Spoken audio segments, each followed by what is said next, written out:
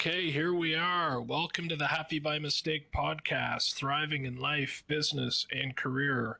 We try to tackle common challenges that come up in my coaching, and we do that by having free flowing dialogue with experts on the topic, with people that I admire. And today I'm very, very happy and honored to welcome Brad Aeon. He is a time management researcher and practitioner in the field of time management and well-being, with a Ph.D. actually in this area. He explores the science of productivity and stress reduction, which I think is hugely interesting and hugely important. His work has been featured in outlets like BBC News, the Harvard Business Review, a little old thing like the Harvard Business Review. And he has shared his insights through his TED Talk, The Philosophy of Time Management. Check it out. It's awesome. And Brad believes that effective time management can transform not only our work, but our lives. And that's what we're here to talk about today. Welcome, Brad. Thank you so much for being here and giving us of your time and your knowledge. Thank you for having me on. Really appreciate it. Okay. So let's start off by making sure that we're clear on the term time management. How would you define it for our audience? You'll see a lot of definitions out there. There's actually no,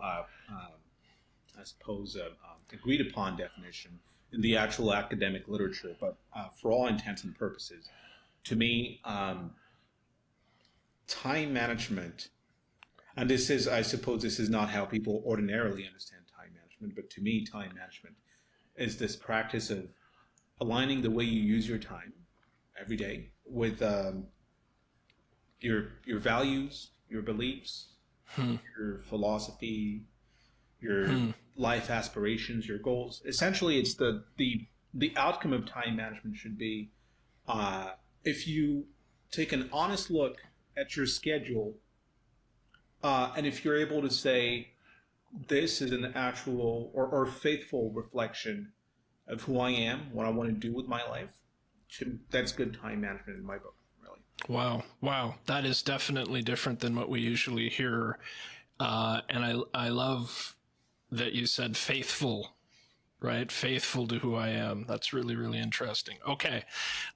What drew you to all this? What drew you to the study of time management and productivity and all that stuff? When I was a younger man, I struggled a little bit with being disciplined and sticking to a schedule, and so I was drawn to self-help books at the time. Time and all the Covey, right, David Allen, all the super popular bestsellers at the time, and it was super helpful. It was very helpful, but then as I got more interested in the topic, I quickly realized that a lot of it, even though in principle it could be helpful, very often it was not based on any kind of, to me, reliable science. So in that sense, what you often see is you're lucky if you find a book or an article or a blog post that's actually helpful to you. Very often it's based on sensational claims like this is how you can be laser focused for 10 hours a day. This is how you 10x your productivity. So there's a lot of unrealistic claims out there, and to me that was a problem because I'm very much a no nonsense person. I like for things to be rational, based on evidence, based on sound science, just so that I know that I can trust it. To me, this element of trust is very important because if I'm going to do something with my life, I want my beliefs to be as close to reality as possible. So to give you an example, a lot of people have different beliefs about sleep. What constitutes good sleep, what constitutes good sleep hygiene. And there's this amazing study that showed that essentially if your beliefs, if you have wrong or false beliefs about what good sleep is, you will have terrible sleep patterns Hmm. with Hmm. obvious implications for your ability to focus, your mental health, your stress, and so on. And so, as basic as this may sound, it's become clearer and clearer to me that this idea that your beliefs must be grounded in reality is extremely important. We don't think about it very often because most of our beliefs have no practical consequences.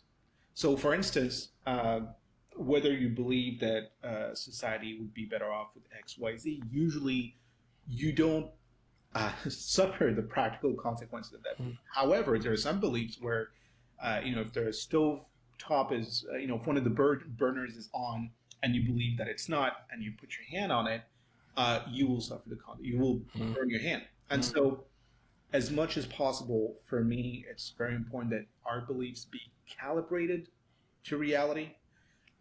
And that's why I decided to do a PhD on time management. Hmm. I wanted to Hmm. bring more rigor, a more evidence-based approach to a topic that very often is based on people's personal experience. So usually it's consultants or otherwise successful people telling you this is what worked for me and this is what time management is. Um, the reality is that our lives are very different. We have different commitments, different lifestyles. Some people have kids, some people don't. Some people work remotely. Some people have very demanding jobs, and so um, I don't think that there's a one size fits all Hmm. technique when it comes to time management. However, there are some best practices that should work for everyone, and we know that they work because of experiments, Hmm. randomized control trials. And so that's what I try to bring to the time management discourse, a more grounded, more evidence based approach, because at the end of the day, it's very important to me that what I tell people, the kind of advice that I give, be sound and useful. And I think that requires a research approach. Wow, amazing. So there's a few things there. One of them, thank you for pointing out the these are the 5 steps to 100% productivity and things like that. This is something that comes up with people that call themselves coaches too, that aren't really coaches. So I'm glad that you called that out.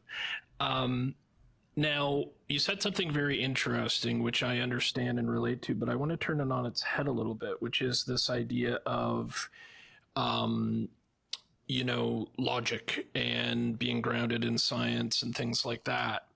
And one of the things that stands out to me about time management discussions is like the experts really focus on techniques, discipline, technology, but the way people experience time management is far more emotional from my experience. So they might, set a block of time in their calendar and then, distractions, interruptions, fear, doubt, whatever it is, a sense of overwhelm, it prevents them from doing the tasks that they've set before them. So I understand you're using this in a different context. You're talking about, hey, if I'm going to provide advice, let's make sure that it's scientifically and rigorously examined. And I greatly appreciate that because so much of this discussion is not based that way. Um, but I do want to bring in this sense of emotion, right? And what role emotion can play in that. And one of the things that you do is you take sort of the typical time management narrative and you look at it from a values perspective, right? You say this is a discussion about what you want to do with your time is really like what do you want to do with your life. If Yes, so far correct. Can you expand on that a little bit because that really takes the discussion above techniques and technology to this much deeper level, which I think is important. of course. Well, you said that people might have a schedule and fail to stick to it. Sometimes they experience fear. They're overwhelmed. They might have self-esteem issues. They might have even question whether they're capable of doing the Yeah. tasks that they set out to do. Now, that's why I love the science of time management, because this is something that, ironically, is not often discussed in the, I guess, popular discourse around time management, because we say things like, "Oh well, just think positively, everything's going to be okay. Forget about your excuses." The science of time management is, I guess, counterintuitively, a lot more attuned to people's emotions and fears, because those are real obstacles. You know, when Right. the coaches out there, the gurus will tell you, well, forget about your excuses. The reality, for instance, is that very often those excuses are not just excuses. They're real obstacles that people have a hard time dealing with. And Yeah. unless you actually take the time to address them, to approach them, to try to tackle them, they're not just going to magically disappear. And so it's wishful thinking to just quote unquote think positively and then hope that everything's going to be okay. Mhm. So I think the science of time management not only acknowledges the human emotion part of the equation, but also offers real, reasonable solutions to it. So you also mentioned the, I guess, the purpose and meaning part of time management, and those two things are intimately connected. So when people feel overwhelmed, when people feel like they have a hard time staying engaged and sticking to a schedule, very often it's not a character flaw. It's not that they're not disciplined. It's not that they're, uh, weak-willed. Thank you for saying that. It's the truth. That's the Hmm. reality of things. It's we live in a society where that's seen as a moral flaw. You know, you have a poor Yeah. work ethic, or you're not dedicated enough. When really, what's going on is there's a lot of research on this idea that if you set your own goals based on things that matter to you personally, that are personally meaningful to you, that will require tremendously less willpower and self control to achieve Hmm. them. So let's take the example of writing a book. A lot of people see writing a book as this extremely strenuous, excruciating endeavor. However, if you are personally writing a book about some cause that's very important to you, maybe it's your uncle that was a veteran, or veganism, or any cause that's like deeply meaningful to you, writing that book will probably be a lot less excruciating, and be a lot more meaningful. Hmm. And so this idea of meaning is not just an abstract and philosophical. It really is probably the most practical aspect of time management. Hmm. Hmm. Because very often when people think about time management, they think, I'm not motivated enough, I'm not disciplined enough. Uh, but the reality is, if you're doing a job, or if you're working on tasks that are practically meaningless to you, it's going to be an uphill battle, Yeah.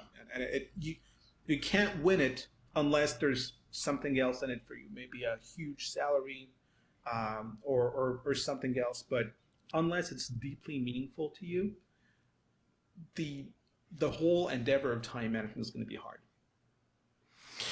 Thank you so much for saying that, because and explaining that to us, because I can't tell you how many times a client has said to me, there's something wrong with me, right? I can't stick to my schedule, things like that. Some of the things that I look at are, that fear and self doubt stuff. I look at when people don't really know the next steps, right? So they have something, a project to do, and it's this thing hovering in the distance causing them stress. And then it's like, well, what do you do? Like, what are the next steps that you need to take? And they don't know, right? Or maybe they know, but they don't believe it's going to produce the results they want, right? So it's to me, and I'd like your feedback on this. To me, I think it's pretty hard to be disciplined, pretty hard to be creative, pretty hard to stick to a time plan when you're facing any one and sometimes multiple factors like that. Does that make sense to you? That makes a lot of sense, and I think one of the aspects that you mentioned was I believe in psychology, it's called expectancy, where essentially when you work on a task or you do any kind of activity, you expect something to happen. Now, sometimes that expectancy becomes more and more tenuous or weak the more there's a distance between you and the goal you're trying to achieve. Mm. A psychological distance, could be a time distance. So, for instance, you want to go to med school because you want to be a medical doctor. Now, it's probably going to take at least a good 5, 10, maybe 15 years before you become an actual medical doctor. So the time distance between you and your goal becomes a lot.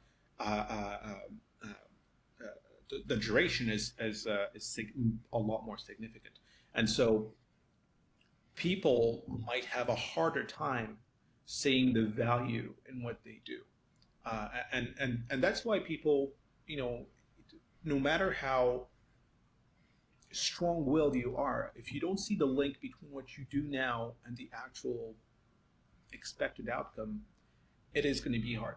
And that's why, again, I always bring it back to meaning and purpose. If becoming a medical doctor is very important to you, then you will see the value of doing something very menial today.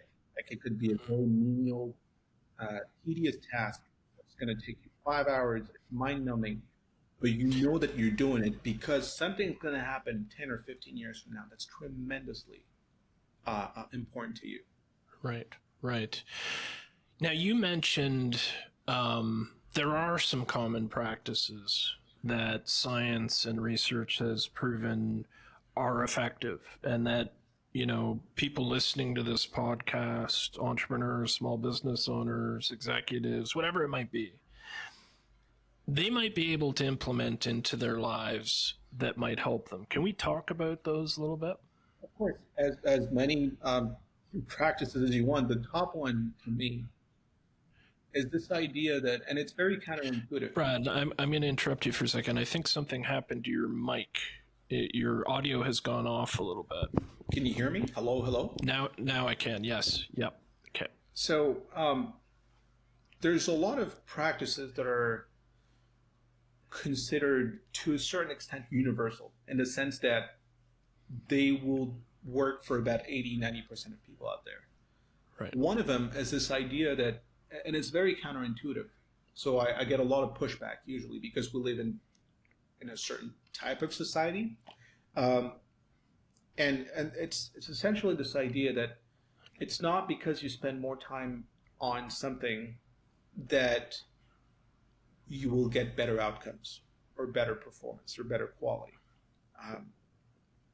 And I think this is something that people have a hard time with because they think that effort equals time. So if I want to get the job done, I need to dedicate as much effort as possible. Therefore, I need to dedicate as much time as possible.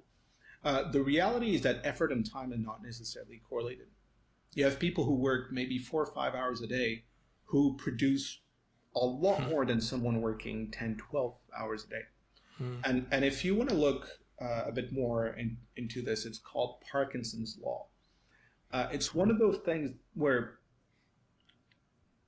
some people talk a lot about it, but there's a lot of truth behind it. This is something where we have a lot of experiments showing that this idea that if you give yourself less time than usual to complete a task, not only will you usually get it done faster, but also the quality will probably be just the same, if not better. So for instance, you work at a company, you're supposed to write a report. It could take you usually it could take you anywhere from 12 to 20 years. If you decide to do it in 10 hours, it's very likely that it's going to take only 10 hours with no noticeable loss in performance. If anything, it might be an even better report. And this is something that's very hard for people to acknowledge and implement because, again, we live in a society, especially in North American society, where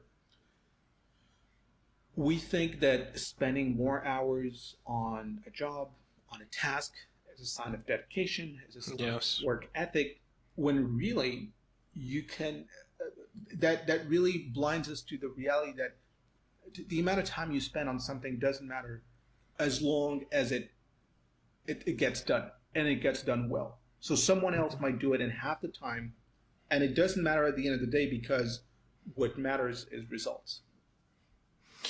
Well, you are definitely preaching to the converted here, in that sense, because I think the way that we think of organizations, for instance, is back to the industrial age, right? And that knowledge work should be judged by what you accomplish, not by the time that you put into it. So you're really resonating with me there.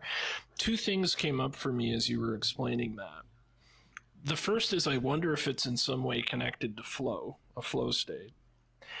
And the second is, one of the things I notice, especially with entrepreneurs, by the way, is a tendency to kind of spin in the hamster wheel of your head, overthinking, right? Just overthinking every possible scenario, every possible option, wanting to get into like perfectionism, things like that. And that when they can get out of their head and sort of more into their intuition, more into their just let's make this simple, let's get this done sort of attitude, typically the outcomes are better, right? Can you speak to, do either of those things connect with what you were saying? If so, why? If not, why? Yeah. So to the first point, flow, I think that's very important to, as much as possible, put yourself in a state of deep focus or deep work, simply because, again, people think a lot about time when it comes to time management, and when really it's about the output. And focus is a multiplier, in the sense that you can work 8 hours a day and produce the same amount as, and get 8 hours a day, but also like being distracted with social media, your smartphone, email, and so on. Right. And you can do just as much work, if not more, in perhaps 2 hours of focused work a day. It's the exact same outcome, except that in the first scenario, you would have wasted 6 hours of your day on things that, you could have been doing something else. Maybe thinking more strategically about the job, maybe brainstorming some new ideas, spending time with your family, spending time just relaxing. And so, to me, it's really a matter of, and this is something we don't think about enough, it's this idea of return on time investment. You're going to invest your time doing something, and if you're an entrepreneur, presumably you think a lot about return on investment, ROI. We often do not think about return on time investment, because time is invisible, it's intangible, it's not like money. We don't think about it. We take it for granted, when really it's a lot more precious than money, simply because you can't make more of it. In principle, you can lose money, you can make more money. Time is the quintessential scarce resource, because again, if you spend 10 hours on something that's not productive, that's 10 hours that's gone, and you'll never get more of it, unless you undergo some futuristic longevity extending procedure. But barring that, your time is by definition very limited. And so I think in that sense, it's very important, every time you do something, try to do it in a way where you multiply your time through being in a state of flow, being in a state of focus. It really doesn't take a lot. I'm very painfully aware that we live in a society where that's hard to do, because of smartphones, because of emails, because of all kinds of notifications. I think it almost takes a monastic approach to life, living like a monk, to achieve any kind of focus today. But I think that as much as technology can disrupt our focus, it also can help us reclaim our time, in the sense that I can't rely on my own self-control and willpower to resist the lure of social media and email. So I use an app. If you're interested, it's called Freedom. Another one is called Opal, OPAL. Essentially what they do is that they, based on a specific schedule, they block my access to email, social media, any kind of distracting website on all of my devices during specific times of day where I'm supposed to engage in deep work and achieve a state of flow. And by doing that, I probably work a lot less than the average entrepreneur with what to me are outcomes that are more than satisfactory. Technology induced boundary setting. Yes. Right. Absolutely. Okay. Sounds very helpful. I'll share a personal story to back up what you're saying about the quality of time and flow, and that time spent on work doesn't necessarily equate with quality, right? So about 13 years ago, I got very ill, the consequences of which I still deal with to a certain extent today. And at the time, I was working in a university, and I was at the point health wise where I could probably only work 3 hours a day, but I still had all of the projects to do. I had timelines, I had quality commitments to reach, that kind of thing. And because I am one of those people that can naturally focus, can naturally get into a flow state where I look up and suddenly 3 hours have gone by, I was able to achieve all of that and stay on schedule, stay within quality, and I was working dramatically less time. And I remember thinking at the time, wow, if you had asked me before all of this happened and necessity put me into that situation, I would not have believed I could have got that done. So it makes sense. Yeah, makes sense what you're saying. That makes a lot of sense. And I think very often, like you said, is when we don't realize the power of working with time constraints or time limits until those limits are imposed on us. Right. It's very unfortunate that in your case it was presumably imposed by illness, but in many cases people realize the power of time limits and what they can do for efficiency when they become first-time parents. When you have kids, Right. of course, your disposable time is not the same, and you have much stricter time limits with regards to work. At 4 or 5 p.m., you have to stop and pick up the kids. Then after that, it's not like you have the entire evening to work on your tasks. Right. So that kind of externally imposed set of time limits forces parents or new parents to find ways to become more and more efficient. And we've seen this in many other domains, like when Henry Ford introduced the 8-hour workday. His workers became or found ways to do a lot more with the time that they have. And I think this is up to a certain limit, of course, a virtuous cycle, because once people find a way to become more efficient, what that really means is more time for them and for what matters to them. It's kind of like money. When there's amazing sales everywhere, you can either buy more stuff or save more money because it's your money and you know best how to invest it. Same thing with time. When you find ways to save time here and there, you can either reinvest it into work, into family, into hobbies, into leisure. And I think ultimately what people do with their time, I'm very big on freedom. So ultimately what people do with their time is up to them. And I think people are probably best positioned to know what's good for them. I'm big on freedom too, and I suspect most of our listeners are the kind of people that are big on it as well. Let's jump into a time machine, Brad, you and me. Sure. And we go back to when you first started to dive into time management and productivity. What do you wish that version of you knew about the subject, or what would you tell the younger version of Brad about the subject? That's a good question.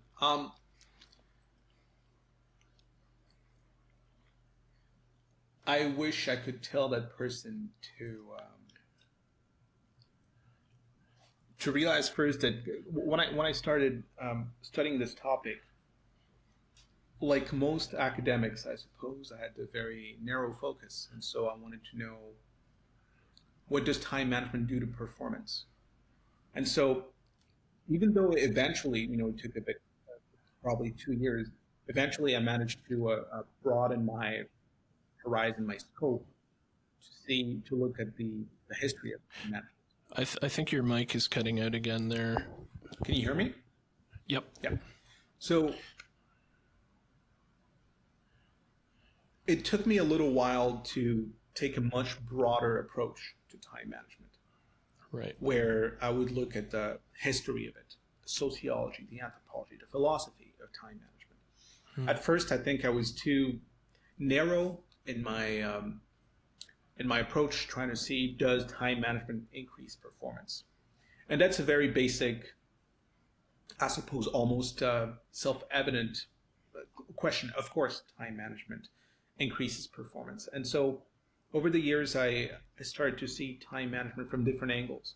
The history of it, the deep history of it, from prehistory to now. What time management means across cultures? What does it mean to manage time from a philosophical standpoint? Another thing that probably would have liked to tell myself as a younger man is don't let other people's ideologies and political beliefs and just personal beliefs try to dissuade you from pursuing any kind of line of inquiry, really. And so, for instance, at some point, being influenced, I suppose, by other people, I started to see productivity as a bad thing. Productivity is bad because it's exploitation. It furthers, a society that's built on extraction, on capitalism, and so on.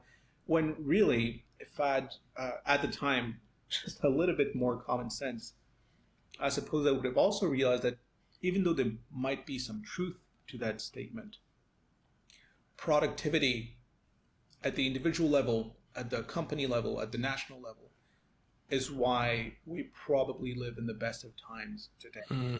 That's why we have access to a wide variety of goods and services that are much cheaper than they used to be. That's why things function better, faster. That's why lives are saved. And so productivity is, to me now, a net good. And I know obviously there's some excessive aspects to it when people burn out, when people have an unsustainable approach to productivity. But really, when you look at the overall effects, productivity is probably one of the best things that happen to human beings. Right. Agreed. But I also think both things can be true. Yes. Right. Like when we talk about well-being, one of the things I saw in my consulting days was resilience kind of became a bad word because they were using it to justify horrible acts on their staff, right? And saying, hey, we're giving you resilience training so that you can handle all the terrible things we're doing to you, right? So but your overall point is something I agree with, right? Without companies, without capitalism, we'd never have reached this level. Doesn't mean it can't be improved. It needs to evolve, it needs to improve, but absolutely. Okay, so you mentioned you went way back in the history of time management. Is there one lesson, one culture, one piece of that history that you think is most relevant for us today? Yes. I spent certain amount of time at a monastery in Italy. In the middle, it's a place called Perugia. The town itself is called Norcia, and it's in the middle of nowhere. It's extremely hot, and up in the mountains of Norcia, there's a monastery, and they're called the Benedictines. Right. Saint Benedict. Saint Benedict, many centuries ago, introduced this thing called the Rule of Saint Benedict, and essentially it's a series of tenets and precepts that for how to live a good life and I suppose a pious life. And so it was one of the first documents where this idea of living a scheduled, regimented life was so important, because you, by being disciplined, by sticking to a schedule, you will show your devotion to God. And that's your, I guess, pathway to salvation. Um, and it was very interesting talking to the monks, to the prior, because it's a very different take from, because the Benedictines are Catholic, and it's a very different take from what was historically a Protestant, Right. or a Protestant take on time, where time had to be, everything had to be punctual, everything had to be optimized, everything had to be efficient, and so no dawdling was tolerated. Really, it was a sin. It was a serious sin. Right. And so those are two historically very different takes on what time management is. Do you want to spend much of your time trying to optimize your work output? Or do you want to live a disciplined life where you dedicate most of it to contemplation and to things that matter to you? Now, obviously, I don't want to take sides here, because, Protestant versus Catholic. But I think those are two very different approaches to time management. One of them is, in my opinion, a lot more dominant today. I think the Protestant work ethic is real, and it certainly has been a main export of Germany. You see it in Canada, in the United States, pretty much everywhere. The Protestant work ethic is, for all intents and purposes, won over the Catholic work ethic. It's shaped capitalism. Yes, essentially. Yeah. I think we would benefit from obviously celebrating what the Protestant work ethic has done for humanity, but also perhaps integrating a little more Benedictine approach to our day-to-day life. This idea of being more disciplined, not for the sake of discipline, but for the sake of, for lack of a better word, a pathway to salvation. Whether you're religious or not. I'm not particularly religious myself, but I see this idea of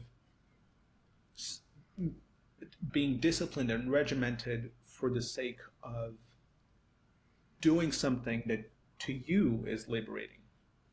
To me, it's tremendously important and insightful. It's something that we tend to forget, because with the other angle, productivity, sometimes we forget about those boundaries.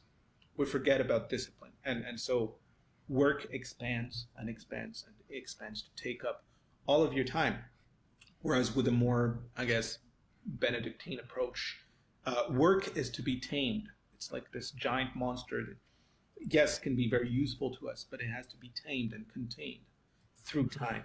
And so through a schedule, you can contain and tame the monster, so that you can spend more time on things that are important to you on a, I guess, spiritual level, things that bring you purpose and meaning. It's so interesting, because in a way you're saying at least part of what can help us in time management is slowing down. In part, yes. I think what can help us today in time management is a much more intentional approach, where, again, if I were to ask someone, tell me about your schedule, I would like for that person to be able to tell me, this is my schedule. This is what I do in the morning. This is what I do in the afternoon. This is what I do in the evening. Because you don't hear that because very often. Because at the end of the day, to me, it's not I manage my time well. It's much more about I manage my time for. And it's the for that we often forget about. Because at the end of the day, regardless of your religious or spiritual beliefs, our time here is limited. And so because it is limited, you presumably have a duty to make it count, whether for you, for your loved ones, for society. And so the question is, what are you managing your time for? And few people think about that. Fascinating. I love it. Um, so let me ask you a big question here. For the entrepreneurs and small business owners out there, the people that don't want to slow down, because if they slow down, they see it as like opportunity lost. If you could wave a magic wand at them, what would you change about how they see time management, how they approach it? Like, think of it this way: you've got this audience of people in front of you, which you've had before. What's the one message that you'd most want to share with them if you can only share one?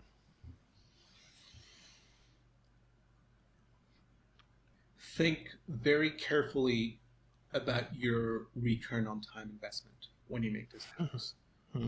It's very easy to waste our time. Very, very easy. It's a lot harder to invest your time strategically. And as entrepreneurs, it's even more important because of all people, you decided to take control to an extent that's probably much higher than the average person. Yeah. And so if you're taking control, that means you're also willing to bear the burden of responsibilities. I'm an entrepreneur myself, and I think it's probably one of the best things you can do with your life because of the freedom that comes with it. Agreed. And I think, again, as an entrepreneur, it's because you have such a wide array of possibilities, much wider than the average employee, because an average employee has assignments, has things to do that are handed from their superiors, from the managers. When you're an entrepreneur, the field is wide open. The possibilities are endless, which means that the necessity of choosing wisely and strategically is much higher for you. And I know it can be stressful. I know it's always this idea of, there's this French philosopher, Jean-Paul Sartre, who said, we are condemned to be free. And this sounds almost like an oxymoron. We are condemned to be free. What he meant by that is, even though some people might not recognize it or might shy away from it, the reality is that we are very often free to do what we want to do. But we're condemned to do that because at the end of the day, we have to face the consequences and the responsibilities that come with that freedom. And not everyone wants to do that.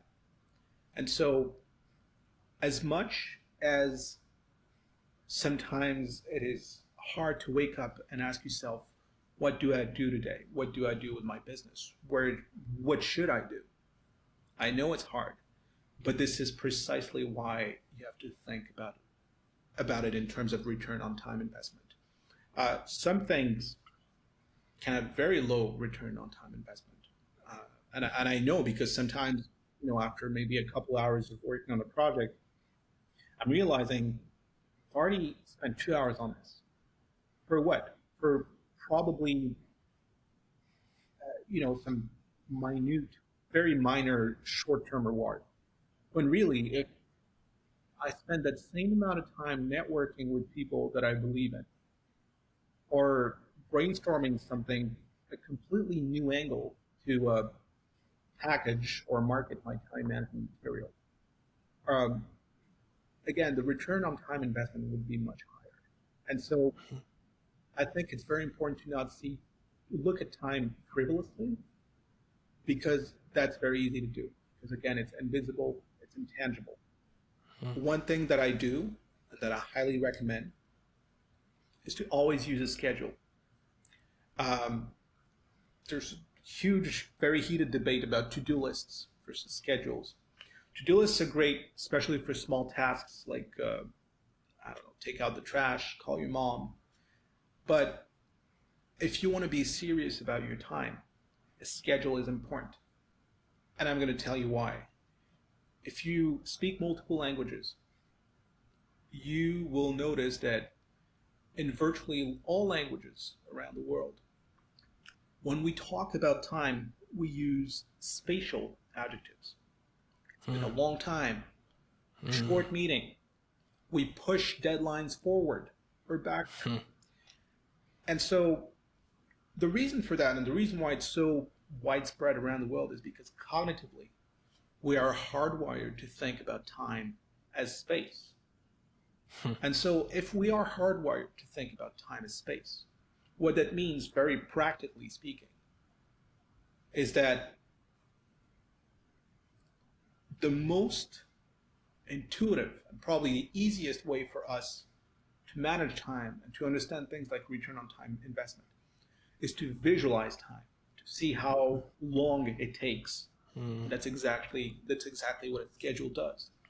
The schedule helps you visualize your time in a spatial environment, and that very much connects with our natural and intuitive way of understanding time. And when you do that, it makes you a lot more honest, because you realize that you probably have just 4, 5, 6 hours in a day to get actual stuff done. And B, it's going to make you a lot better at prioritizing, because when you realize how finite time is, then consciously or subconsciously, that's going to push you to make much more rational decisions about what to prioritize and to think about return on time investment. Fascinating. Kind of reminds me of the project management software I used to use in days gone by, right? That was stretched out visually so you could see it and interpret it in that way, right? Yeah, fascinating. Okay, so now question that sort of came up with for me as we were talking, and I don't think that you have a focus in this area, so just feel free to pass on this one, but it just kind of came up. When we're talking about using calendars, when we're talking about flow and focus and things like that, a lot of entrepreneurs are actually neurodiverse. They have things like ADHD, things like that, where the focusing piece can sometimes be very hard, and others it can be a superpower for them, right? But they've got to get into that state to do it, and there's so many ideas and so many things that they could be spending their time on, and so many creative things that they could be doing. It's one of their strengths, that they kind of have this perpetual problem with following that schedule, because they go into it with the intention of doing one thing, then they feel restricted, then they think, you know what, I want to be doing this other more creative thing. I wonder if you have a comment on that, and if you don't, please don't worry about it. I just thought I'd ask. I really don't have a lot I can say on this topic, because I've read the research. There's actually some very tailored time management training for people, for instance, with ADHD. With that being said, I don't feel qualified to dispense any kind of advice on this, because even though I have a Ph.D., I'm not a licensed clinician. And so I feel like it would be somewhat irresponsible for me to do that. that being said, some of the best minds out there think like that. Like if you look at the biography of Leonardo da Vinci, he would think about a million things at a time and pursue all kinds of different creative endeavors. Most of his works are unfinished if you look at his biography. Right. And yet, he was probably one of the most successful human beings on this planet. So that's the only comment that I feel comfortable. No, that's totally fair. And it was just an idea out of the dark, because I see it a lot. I think of it as kind of a superpower. And I think the more that people are neurodiverse recognize that they need to find ways that work for them and not to be embarrassed about it. Yes. And use it and understand the strengths that come with it, and understand some of the adaptations that you may need to implement for yourself, the better. So we'll leave it at that. Let's end this on a playful note. Let me offer you a few words, and you let me know your first thoughts, reactions, insights as it relates to managing your time, as it relates to productivity. Are you okay with that? Absolutely. Okay. Boundary setting. Sorry, what's that? Boundary setting. Boundary setting is probably the one of the core aspects of time management, and we don't really think about it again because time is invisible. However, I know of this very interesting study that was conducted during the pandemic where people who had a physical boundary at home, like a dedicated office space, did not do particularly well. But the people who had a time boundary, meaning that every day they would, and this is for remote work, every day they would stop at a certain time, whether it's 5 p.m., 6 p.m., 7 p.m. They did a lot better in terms of productivity and well-being. And so we often think of boundaries as something physical, like the door to an office.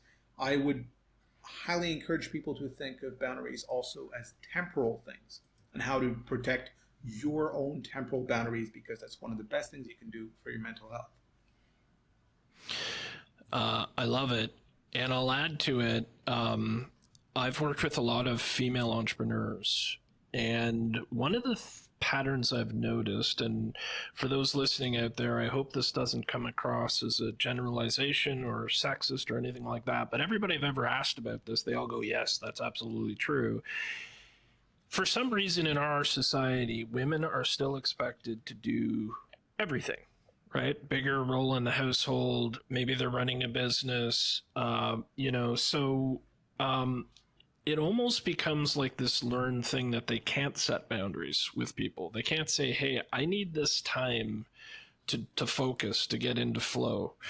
And the more that they can learn that, the more that they can start to respect that, I think is really, really important, because until you set some of those boundaries, people will keep walking over it. Make sense? Absolutely. Yeah. I think this applies to a lot of people who have a hard time saying no. Yes. And one thing that, in my experience, working with people has been very helpful is this idea of being really clear about what you want and what you're going to regret 10, 20, 30 years from now. So if you say no, you might think that you're being rude or unfriendly or non-cooperative. But really, often we say no because we don't know why we're saying no. Once you figure out what your priorities are, could be your child, could be a side project, could be a book that you're working on, Could be your business. could be a business. And so once you realize the utmost importance of what you're doing, saying no is not just about saying no. You're saying no because. And that makes it a lot different. And that makes it a lot easier because you're saying no because X, Y, Z. And this justification makes it socially a lot easier to set boundaries. When you're saying just no, like I have a friend who, sometimes just says, turns down an invitation to hang out with no justification. That understandably might come across as inconsiderate. Right. Whereas if you say no because my children are sick and I need to take care of them, no because I have this important business that I need to work on, that is a lot more acceptable in society, but also is a lot more conducive to your own well-being. I love that answer. Thank you. Next word, doubt. I conducted one of the largest, in terms of sample size, one of the largest studies on time management. What was very interesting is that there is a significant relationship with self-esteem and self-doubt, in the sense that people who have poor self-esteem or experience tremendous self-doubt will have a harder time managing their time. But this is also a two-way relationship, in the sense that once you accomplish, or once you get small wins in life, those things will gradually boost your motivation, your self-esteem, your self-concept. Very often when we think about motivation, we think about hyping ourselves up. Oh, you can do it. You got this. Um, there's a very interesting meta-analysis, very, very good study on this, showing that essentially doing that has zero impact. What has an impact is actually gradually getting things done. You can tell yourself, oh, I can lose weight, I can do it, and that's going to have zero impact. But you can also, in 1 week, lose perhaps half a pound or 1 pound, and that will give you so much more confidence in your ability to keep doing it, uh, uh, uh, losing 1 extra pound, then 2, then 3, until you get to your goal. So it's the small actual advances that boost motivation and self-esteem and crush self-doubt, rather than trying to talk you way or motivate you way towards success. I love it. I love it. This gets me back to those people that call themselves coaches that aren't really coaches, and their idea of like mindset and things like that is rah, rah, rah. You got this, things like that. And it's just such a load of malarkey. Okay.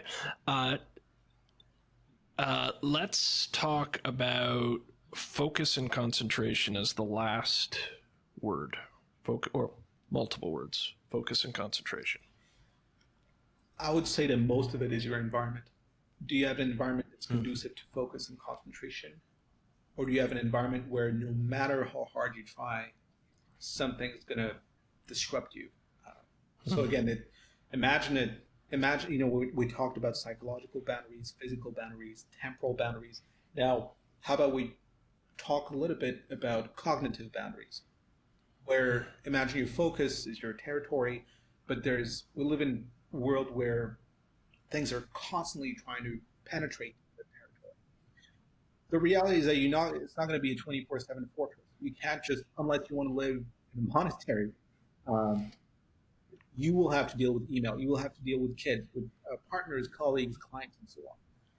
However, that doesn't mean that your boundaries must be permeable or porous all the time.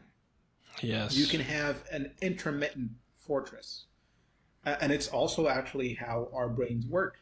I can't will myself into being super focused for 6 hours. What I can do is perhaps work in a very focused state for about 80 to 90 minutes, then take a break, deal with email, deal with calls, deal with text, then do it again. Then take a longer break where perhaps I go to the gym, I go for a walk, then do it again. It's the intermittent, the constant shift between focus and being open to the world that's very important. However, if you do neither, it's going to be very hard, because again, focus is your time multiplier. I can do in 2 hours what many people I know will struggle to do in 6 or 8 hours. The only reason why I do that, it's not because I'm smart, it's not because I'm gifted, it's simply because I've found ways to re-engineer my environment in a way that makes it a lot more conducive to focus and concentration. How do I do that? When I actually work, my phone is not here. It's somewhere else in a closet. I use an app that blocks my access to all distracting websites. I put on some very soothing ambient music. And so the only thing I can do really is work. Brilliant. Yeah, and what you said about email, for instance, and all of the distractions, I've worked with a lot of real estate agents, and one of the things that I've noticed with them is they think every time a phone call comes in, every time an email comes in, they absolutely have to answer it. Now, there are certain situations where maybe they do, maybe it is an emergency, but I've gone through the thought exercise with them of, could that person have waited an hour? Yes, 95% of the time. Could that person have waited 2 hours? Yes, 95% of the time. So I love what you're saying, and I love the imagery of your boundaries. You can set them intermittently, but they're not meant to be this porous thing that can just invade it at any time that they want. I love that. Yeah. Okay, what's the best movie or book featuring time travel? Oh, that's a very good question. Um, I like Terminator 2. All It's right. a fantastic movie, and in many ways, Cloud Atlas is very hard to follow. I find Yeah. I this is going to sound weird coming from me, but I find time travel movies sometimes hard to follow because it's like Yeah. a chicken and egg thing where you're not exactly sure of the I guess of the causal chain. But one TV show that I tremendously appreciated about time travel is it's called Dark, and it's a German Mm, one. It's a German TV show mm. from that you can find on Netflix. Highly recommend it. Ah, okay. Excellent.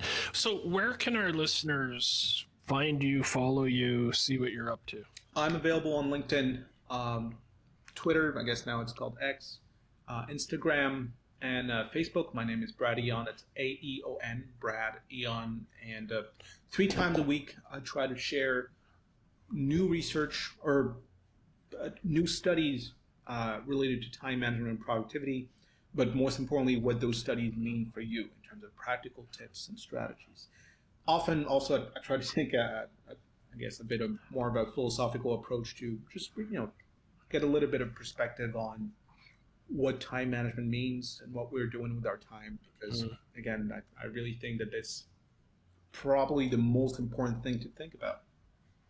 Hmm. Okay, amazing. And I'll include some links in the episode notes so people can find you. Well, Brad, it's been an absolute pleasure. Thank you so much for sharing your Pleasure. knowledge and your time. It's been a fascinating discussion, and I will probably bug you in the future to come back A pleasure. and be back. So wonderful. Thank you.